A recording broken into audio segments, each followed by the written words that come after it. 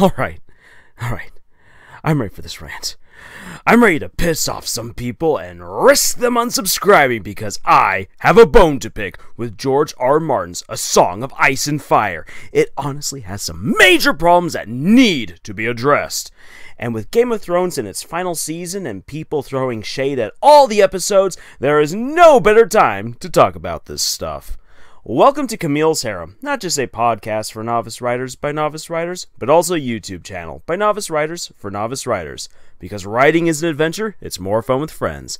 And I am Lars, your new friend and counselor in this dangerous quest to enrage as many high fantasy fans as possible. Yes, this could very well be the episode that kills Camille's Harem here on YouTube, because someone just might slip me some strangler in my Fanta after this, or smash my head in like a grape for the things I'm about to say, or throw me off the wall, or heaven forbid Arya come to me wearing the face of our beloved leader Camille and slit my throat. But seriously, no story is above reproach, and I think it's high time that someone points out some fundamental problems to the Song of Ice and Fire, because quite frankly, I am sick and tired of fans saying that the books are absolutely perfect, and that Martin is a genius and that there's nothing wrong with them.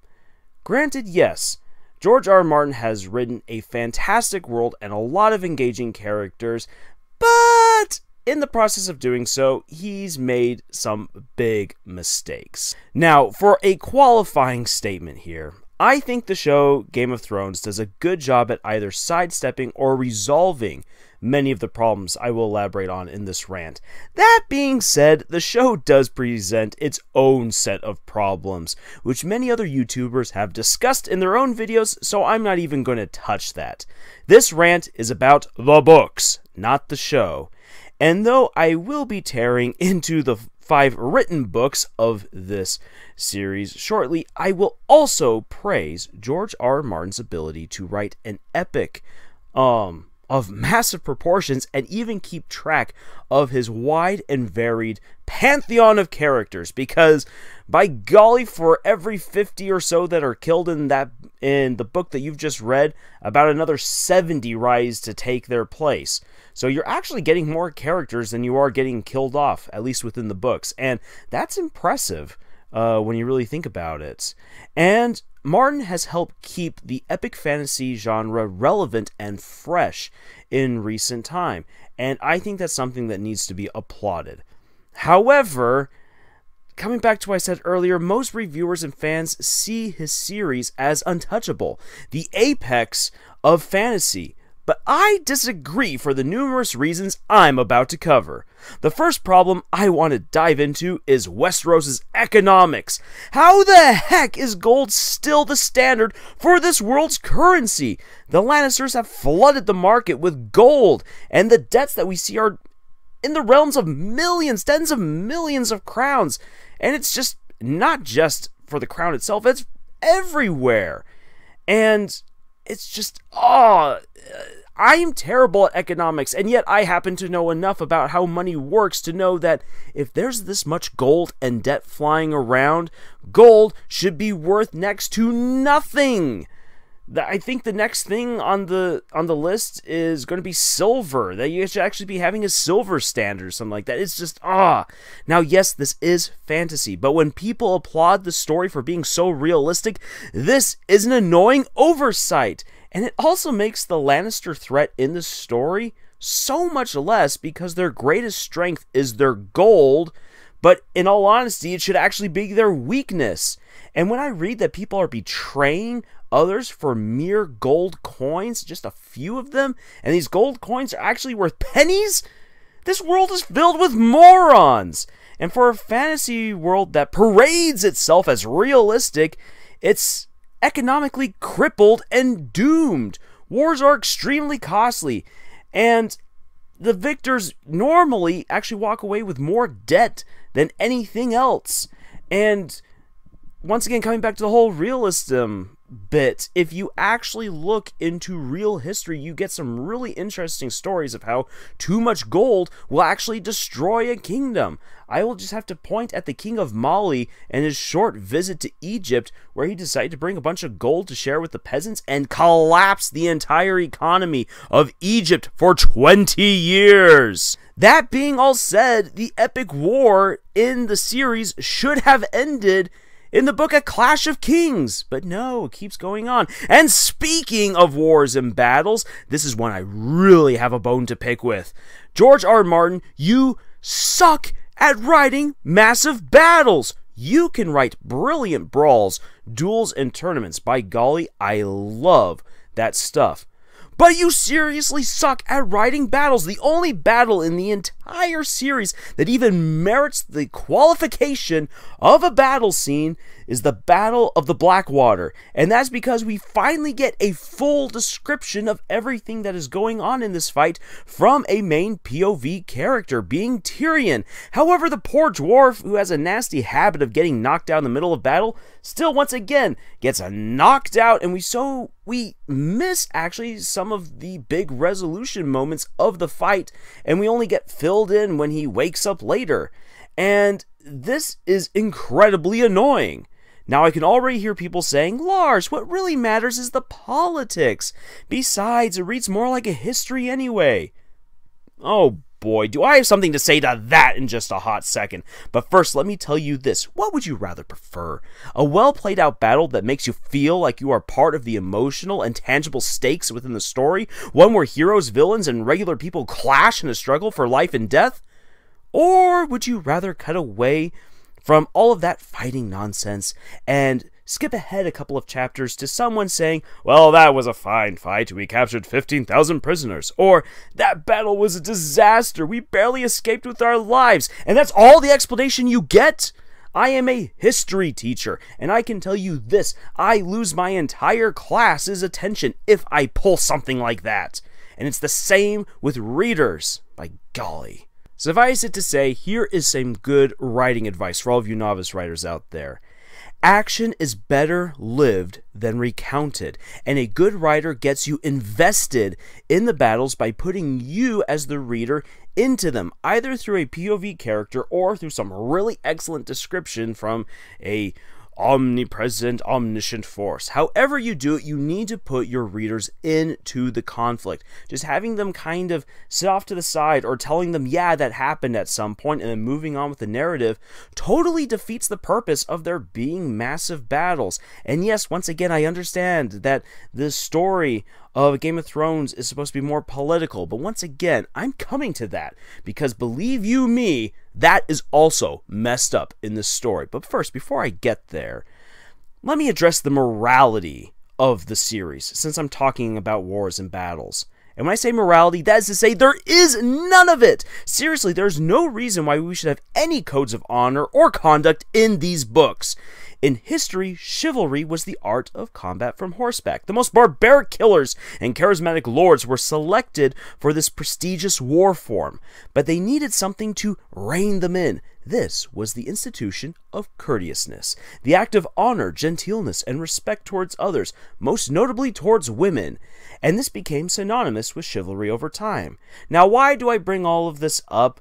Well, that's because you really have none of that going on in Westeros except for the art of killing people. A Song of Ice and Fire has only a few characters with any sort of moral compass, and they are all either sidelined or straight up murdered.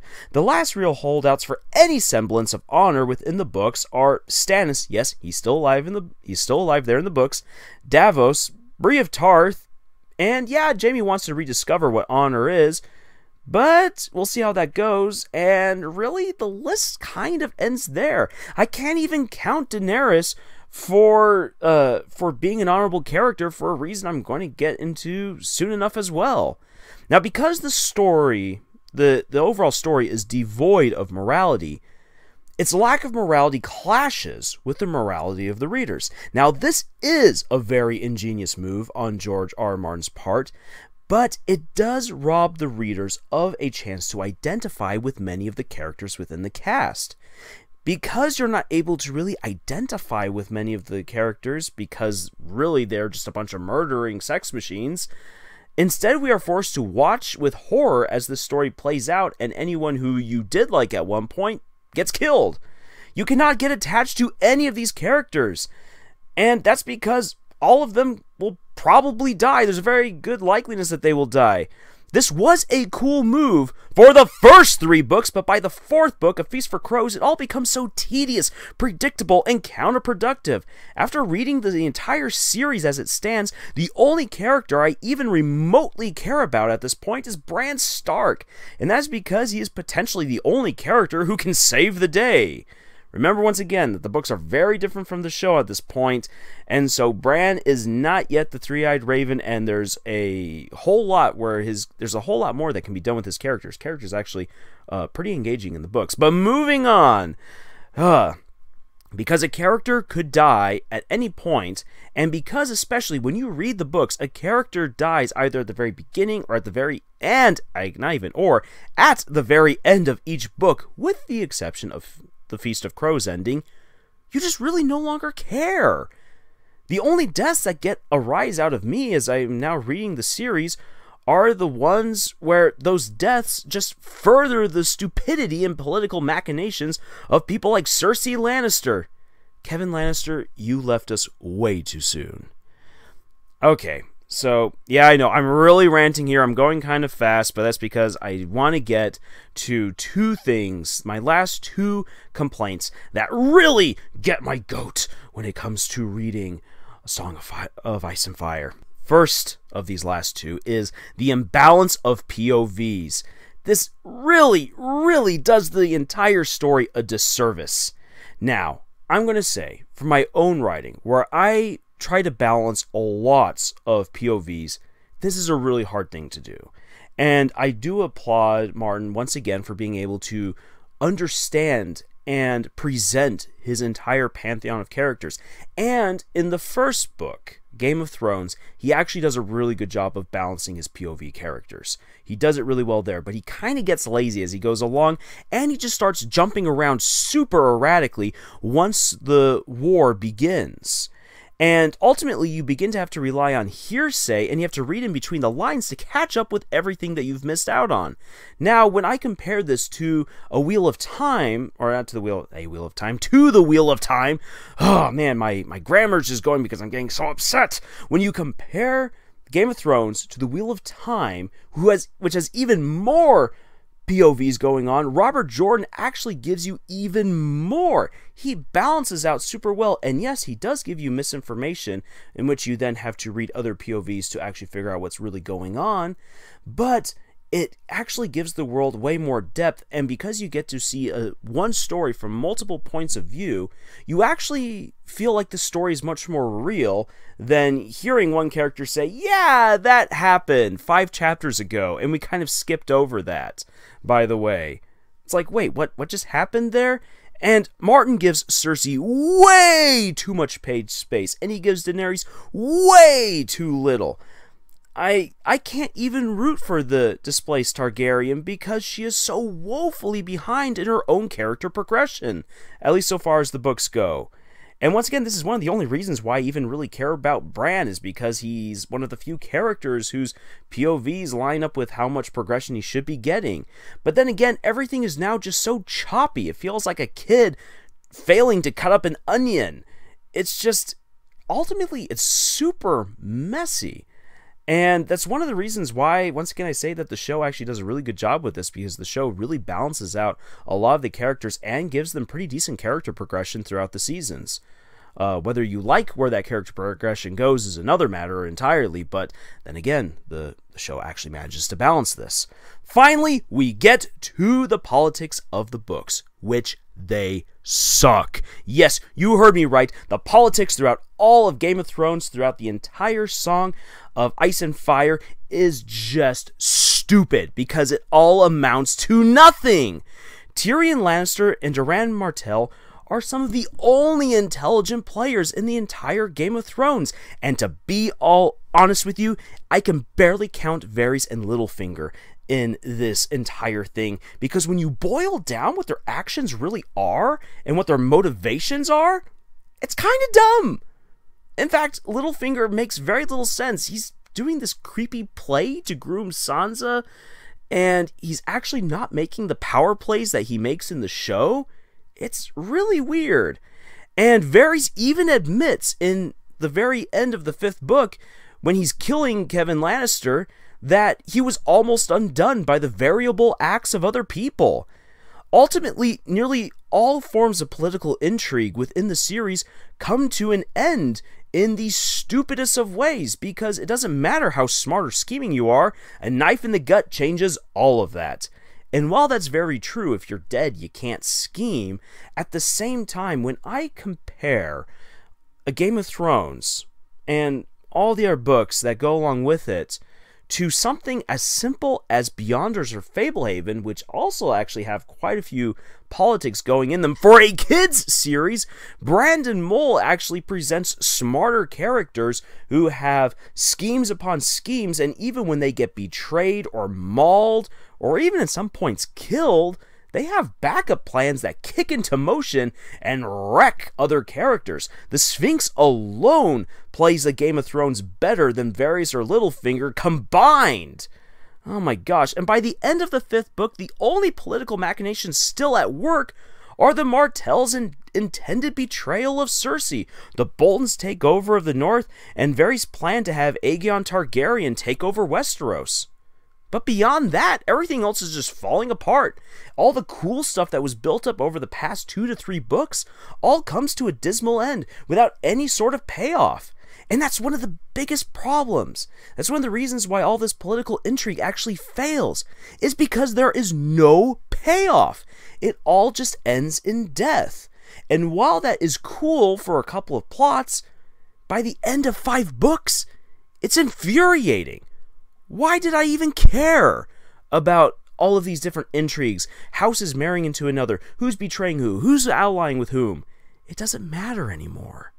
And Martin says he hates nihilism. What a load of kvotch! Well, there you have it. Those are my issues with the books. I could dive much deeper into them, and if you want me to, sure thing. Go ahead on over to our subreddit and let's hash it on out.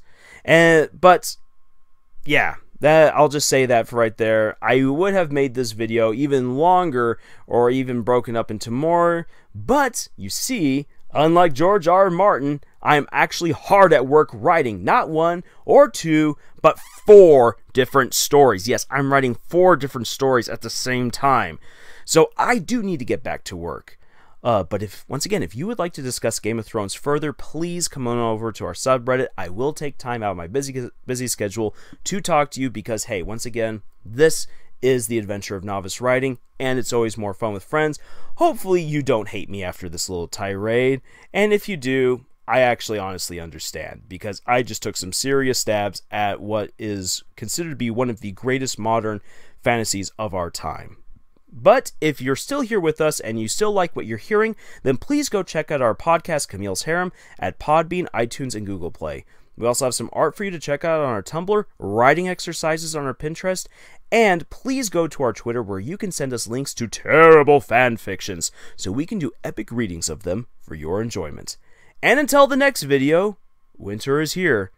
Please enjoy the final season of Game of Thrones because whether you like it or not, this has been a fun ride.